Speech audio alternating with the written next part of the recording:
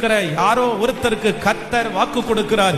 நீங்க சொந்தோன்னு நினைச்ச எத்தனை பேர் உங்களை கைவிட்டாலும், நீங்க சொந்தோன்னு நினைச்சு எல்லாத்தையும் கொடுத்து கொடுத்து கொடுத்து ஒருவேளை இழந்து இன்றைக்கு நீங்க கடந்து போகிற இந்த சூழ்நிலையில எந்த சொந்தங்களும் உங்களுக்கு முன்னாடி வராம உங்கள்கிட்ட இருந்ததெல்லாம் உறிஞ்சு எடுத்து உங்களை தனியா நிக்க வச்சு இன்னைக்கு ஒருத்தர் கூட என் கூட இல்லையே, ஒருத்தர் கூட என் கூட இல்லையே.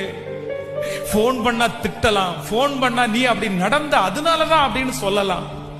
ஆனா ஆண்டவர் மட்டும் உங்க கைய பிடிச்சு, டேய் மகனே மகளே, நான் உன்னை இப்ப இல்லப்பா, நீ எனக்கு சொந்த பிள்ளைன்னு சொன்னது இப்ப இல்லப்பா, நீ கெட்டவனா இருந்த போதிலும், நீ ஏமாத்தின போதிலும் கூட அங்கேயும் நான் தான் உனக்கு சொந்தக்காரனா இருந்தேன்.